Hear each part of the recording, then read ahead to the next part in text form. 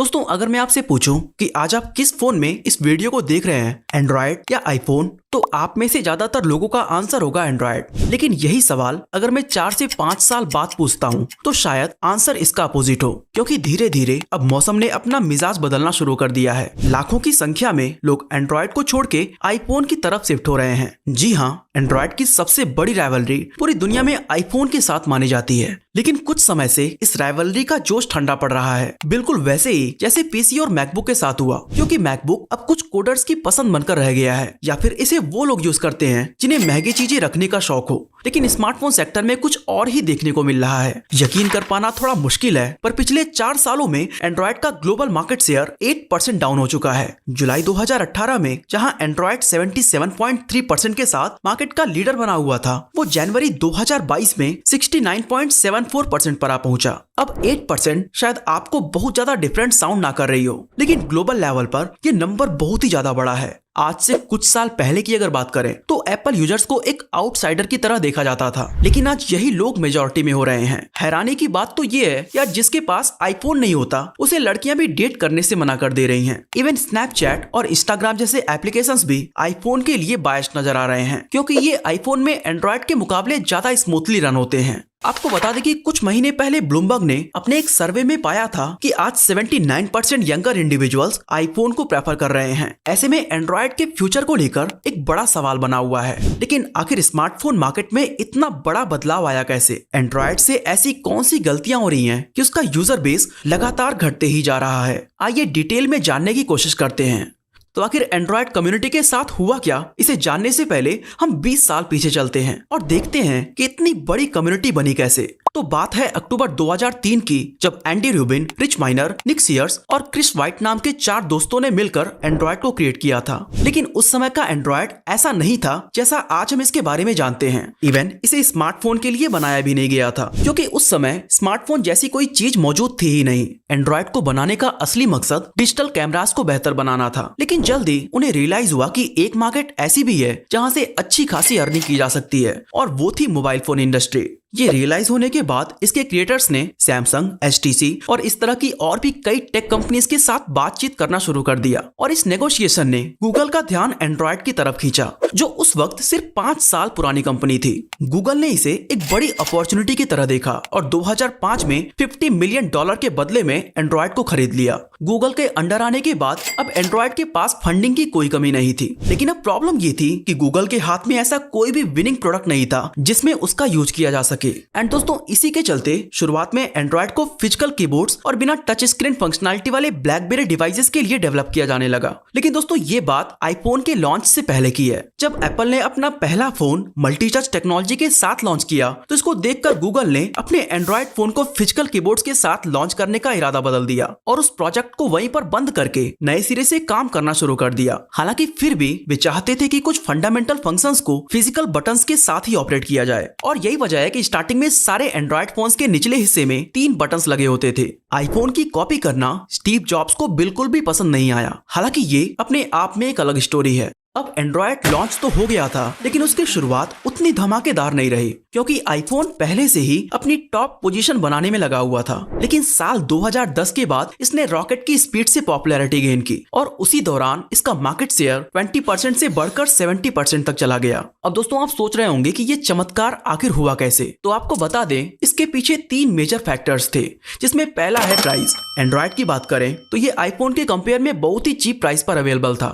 Android phones की starting price जहां 5 से 6 हजार रुपए थी, वहीं आईफोन के लिए आपको 40 से 60 हजार रुपए खर्च करने पड़ते थे। एंड्रॉयड फोन्स इतने कम प्राइस में आईफोन से बेटर स्पेक्स ऑफर कर रहा था। दोस्तों, एंड्रॉयड के ग्रोथ का सेकंड रीजन है इसकी परफॉर्मेंस। जब तक सैमसंग ने बेंचमार्क के साथ चीटिंग नहीं की थी और बदले में गीकबेंच ने उसे बैन नहीं किया था, उससे पहले इसे परफॉर्मेंस का किंग कहा जाता था, और ये कोई हैरानी की बात नहीं है। इसे समझने के लिए हम आईफोन 6 और सैमसंग गैलेक्सी S6 को ले लेते हैं। सैमसंग के पास 40% लार्जर बैटरी थी, लगभग 2 गुना हायर पिक्सल डेंसिटी थी, 3 गुना ज्यादा रैम था, 5 गुना ज्यादा CPU स्पीड और 2 गुना ज्यादा मेगापिक्सल के साथ कैमरा। ऐसे में वो लोग जो स्पेक्स, प्राइस और परफॉर्मेंस इन तीनों के बेस पर डिसीजन लेते थे, उनके लिए आंख बंद करके एंड्रॉइड ही एक बेस्ट चॉइस था। इसके अलावा एंड्रॉइड में उनके पास कई ब्रांड्स को चुनने की आजादी थी, जैसे कि Samsung, Google, HTC and so on. वहीं अगर हम आईफोन पर नजर डालें तो आईफोन 6 से पहले उनके पास डिफरेंट स्क्रीन साइजेस भी अवेलेबल नहीं थे। आपको बस कलर के बेसिस पर फैसला लेना होता था कि कौन सा आईफोन खरीदना चाहिए। यहाँ तक कि कलर में भी दो ही ऑप्शन थे, या तो ब्लैक या फिर व्हाइट। वहीं एंड्रॉइड में आपको विजेट्स का एडवांटेज मिलता था। आप कुछ ही सेकंड में अपने फोन की बैटरी को रिप्लेस कर सकते थे और एडिशनल स्टोरेज भी ऐड कर सकते थे। एंड्रॉइड इस तरह के और भी कई बेहतरीन कस्टमाइजेशन ऑफर कर रहा था, जो एंड्रॉइड की पॉपुलैरिटी का तीसरा मेजर फैक्टर था। ऐसे में अगर हम इन सभी एडवांटेजेस को कंबाइन कर देखें तो ये कोई हैरानी की बात नहीं होगी कि एंड्रॉइड्स को इतने कम समय में इतनी ज्यादा सफलता कैसे मिली। लेकिन अफसोस कि ये फैक्टर्स आज 2023 में उतना इफेक्टिव नहीं रहे जितना कि कुछ साल पहले हुआ करते थे। लेकिन क्यों? एंड्रॉइड कम्युनिटी के साथ आखिर हुआ क्या, और क्या ये अब इन फैक्टर्स के बेसिस पर स्मार्टफोन का सिलेक्शन नहीं करते?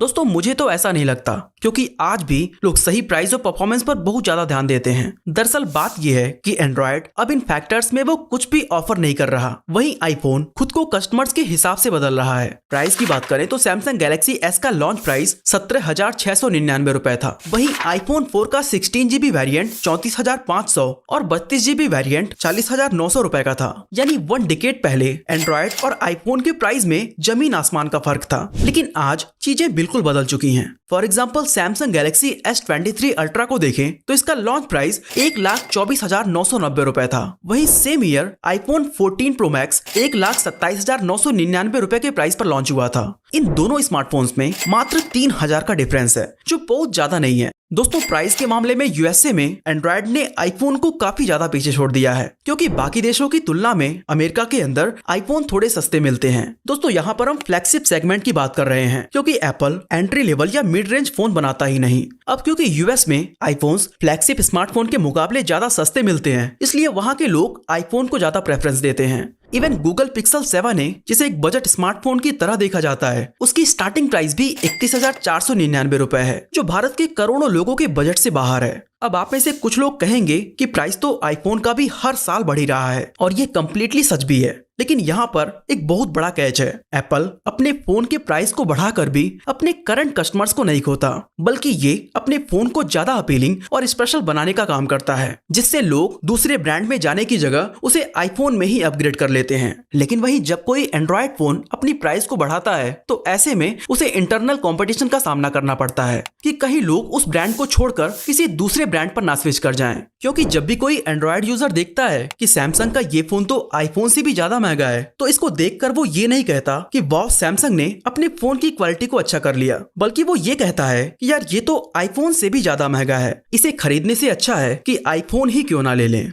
अब एप्पल के बारे में भी हम अक्सर सुनते आ रहे हैं कि ये अपने फ्लैगशिप के लिए पहले से कहीं ज्यादा चार्ज कर रहा है। लेकिन ध्यान देने वाली बात यह है कि फ्लैगशिप फोन्स एवरेज पर्सन के लिए नहीं होता, बल्कि इसे उन खास लोगों के लिए बनाया जाता है जो हर कीमत पर बेस्ट चाहते हैं। और रही बात आम लोगों की, तो उसके लिए एप्पल ने अपने पुराने फोन्स की कीमत को काफी हद तक घटाया हुआ है, जो कार्ड डिस्काउंट ऐड करके 28,000 रुपए से शुरू हो जाते हैं। ऐसे में जब एंड्रॉइड महंगा होता जा रहा है और एक 2 साल पुराने आईफोन मॉडल बहुत ही कम प्राइस पर मिल रहे हो, तो आईफोन और एंड्रॉइड को चुनने के लिए अब प्राइसिंग एक मेजर फैक्टर नहीं रहा। लेकिन दोस्तों, ये केवल प्राइसिंग ही नहीं है जहां एंड्रॉइड चूक चुका है, बल्कि परफॉर्मेंस में भी ये आईफोन से पीछे होता नजर आ रहा है। ऑन पेपर आज भी बहुत से एंड्रॉइड फोन्स अच्छी बैटरी, पावरफुल प्रोसेसर, ज्यादा रैम और कई कमाल की स्पेक्स के साथ आते हैं, लेकिन इन सभी स्पेक्स का रियल वर्ल्ड परफॉर्मेंस में कोई खास एडवांटेज नहीं मिलता। वहीं एप्पल ने अपने हार्डवेयर और सॉफ्टवेयर को काफी हद तक ऑप्टिमाइज कर लिया है, इसलिए भले ही पेपर पर उसके स्पेक्स इतने खास नजर नहीं आते हों, लेकिन रियलिटी में आईफोन की परफॉर्मेंस काफी ज्यादा बेहतर है। एग्जाम्पल के लिए हम सैमसंग गैलेक्सी S23 अल्ट्रा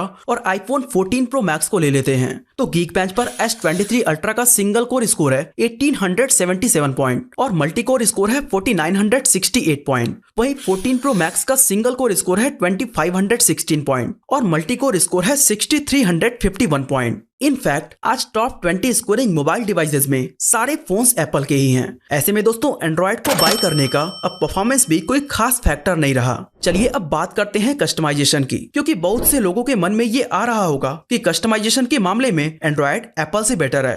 दोस्तों बात बिल्कुल सही है, लेकिन ये भी अब पहले के मुकाबले काफी ज्यादा कम हो गया है, क्योंकि अब एंड्रॉइड्स नॉन रिमूवेबल बैटरी के साथ आते हैं, जिसे आप आसानी से रिप्लेस नहीं कर सकते। और मैक्सिमम एंड्रॉइड फोन्स में तो आप अलग से SD कार्ड भी नहीं लगा सकते। इवन हेडफोन जैक का ऑप्शन भी एंड्रॉइड फोन से गायब होने लगा है। आज आप कई एंड्रॉइड फोन्स में एक चार्जर के अलावा अलग से कुछ भी ऐड नहीं कर सकते। दोस्तों ऐसा करके कंपनीज को लगता है कि वो अपने ब्रांड को एप्पल के जैसा प्रीमियम दिखा रहे हैं, लेकिन हकीकत में उनका ये स्टेप उनके ग्लैमर को कम करता जा रहा है। अगर हम हार्डवेयर को इग्नोर करके सिर्फ सॉफ्टवेयर साइड की बात करें तो एंड्रॉइड सच में कस्टमाइजेबल है, लेकिन सिर्फ यही चीज उसको हीरो नहीं बना सकती, क्योंकि आईफोन भी अब कई तरह के कस्टमाइजेशन ऑप्शन प्रोवाइड कर रहा है। कई सालों के लगातार डिमांड के बाद आखिरकार एप्पल ने अपने यूजर्स की बात मान ली है और डार्क मोड, विजेट्स और डिफरेंट फॉन्ट जैसे कई तरह के कस्टमाइजेशन ऑप्शंस अब आईफोन में भी देखने को मिलता है। इसके अलावा एक और भी रीजन है जो एंड्रॉइड के डाउनफॉल को जस्टिफाई करता है, और वो है स्मार्टफोन का बढ़ता इंपॉर्टेंस। अगर हम 2010 से पहले की बात करें तो स्मार्टफोन एक बिल्कुल नया टूल था, वो भी केवल कॉल, ईमेल या फिर इंटरनेट को ब्राउज करने के लिए।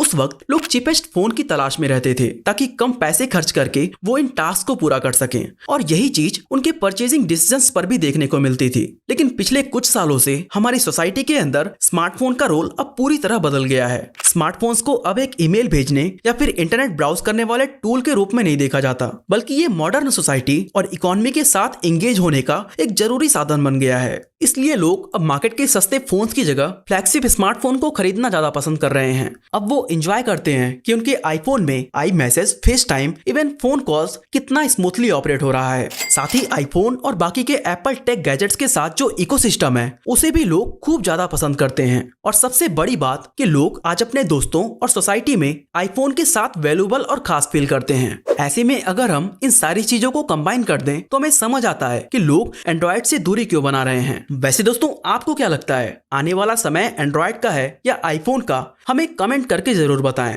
बाकी इसी तरह अगर आप जानना चाहते हैं कि कैसे अब सारे फोन्स केवल रिमूवेबल बैटरी के साथ आएंगे तो आई बटन पे क्लिक करके वीडियो को देख सकते हैं। बाकी आज के लिए बस इतना।